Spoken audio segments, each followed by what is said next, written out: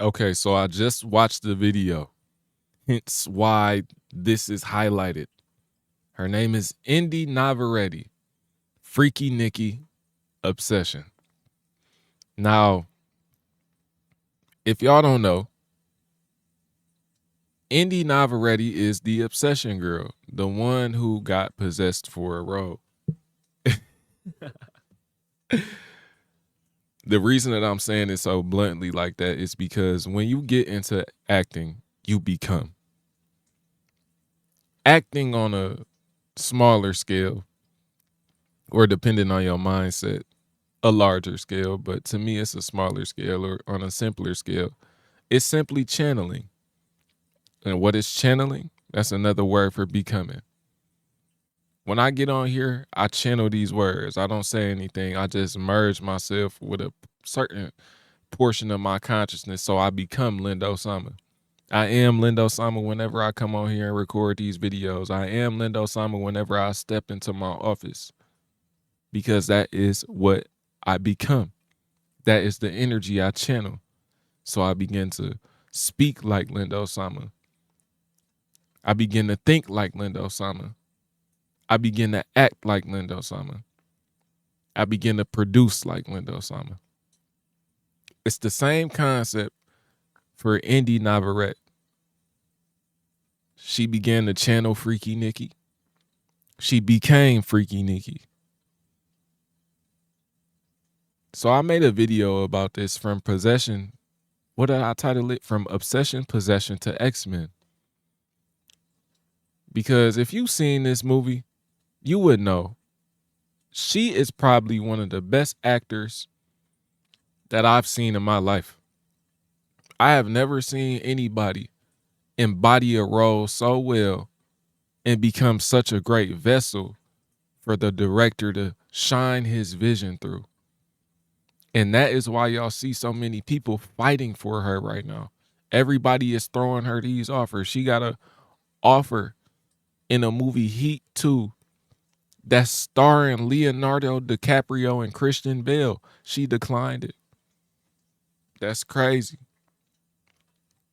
She also had another upcoming horror film directed by some nigga I don't know that would have paid her $2.5 million up front, but she dropped all of that to stick with Marvel Studios. And this got my respect. From a film director's perspective, or for somebody who was going in the direction of film, film used to be my major.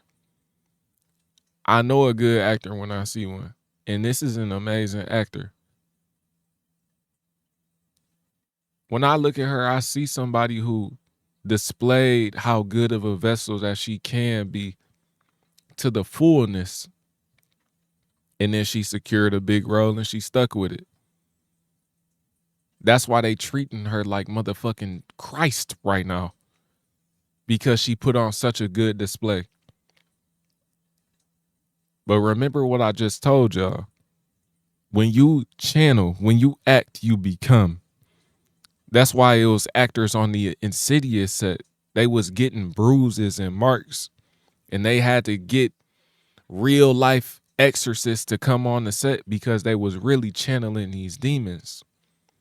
These possessions don't be for play. The shit that you see be real.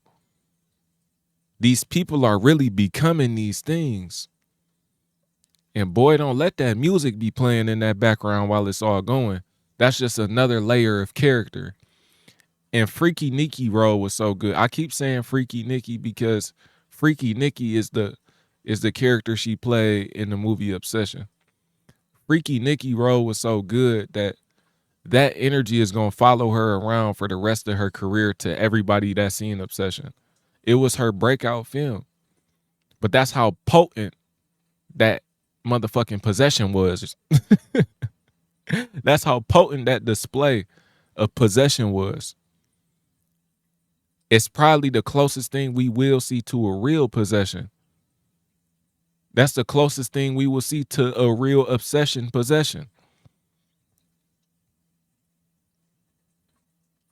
Keep that in mind as y'all watching. Understand that these people are becoming these characters. it's not just a movie. They is portraying you an image. They are projecting you an image. And this girl did a good ass job. Now she on X-Men, bro. I had to come on here and talk to y'all about that again. If y'all want to hear a more in-depth thing or something that, you know, it's a little more interactive with y'all could go watch my other video. But it's just so interesting to me because I've never seen an actor receive this much praise in my life. The only actor that I can truly say is a better actor than her or who put on a better performance than her in a movie in terms of acting was Michael B. Jordan. And it still is Michael B. Jordan. All of the other roles, perhaps like Wolf of Wall Street, maybe. Off the top of my head, Jesse Pinkman. But they still, hold on, man, this motherfucking TV. They still didn't fulfill the role like I feel that she did.